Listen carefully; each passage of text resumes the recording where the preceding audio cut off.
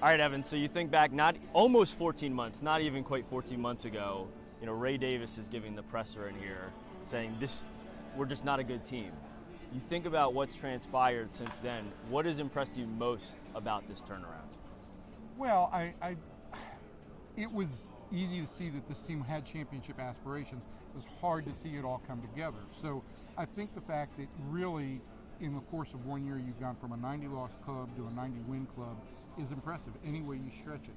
When you go back and look a little bit, Jeff, they did bring in all those big-time free agent position players last year, and they would have hoped for a little bit bigger jump last year, which is why they ended up making changes. So it's been a 2-year process, but I think it's gone about as well as it possibly could.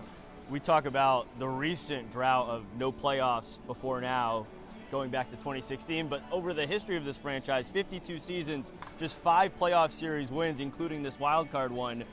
What does this moment tonight mean to these Rangers fans? Well, if you think back on it, this team has lost its last 5 playoff games in Arlington, right? The wild card series game, the wild card game in 12, and the home games in 15 and 16. So it's been a while since fans have had the ability to celebrate a win here.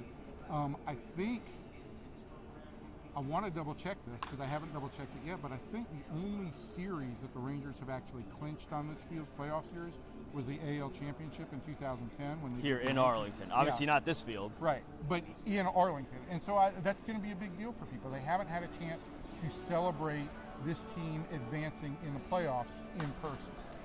We look up and the roof is closed. There's a lot of fodder about that heading into this. It should only amplify what should be a rowdy fan base already. On the other side, it's a young Orioles team. Can this be a big advantage for the Rangers? Well, the Rangers would love to get every bit the advantage, not the advantage, but the atmosphere that the Orioles had in Baltimore. 46,000 fans. We'll have 40,000 here tonight.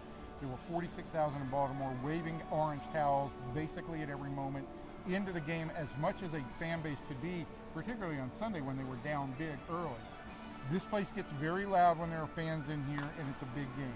I still go back to 2021, the first time the roof was closed, the Astros weren't here, the Rangers walked off a game in the middle of what was ultimately a bad season, and I walked away noticeably impressed by how loud it can get.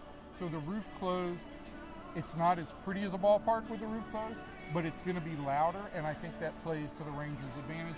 We'll see if they can rattle a Baltimore team that's played in front of some rowdy crowds lately, but they've all been behind the Orioles, not against them. Finally, pitching-wise tonight, Nathan Eovaldi on the mound. He's your ace early in the season, gets hurt.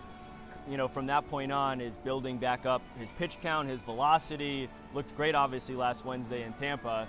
The bullpen, that's so shaky for this Rangers team. They haven't blown anything yet. If Eovaldi's on, how far might Bochy ride him? I think, again, if he gets 6 innings out of Nate Eovaldi, he feels like he's got the pieces to match up and work the final 3 innings.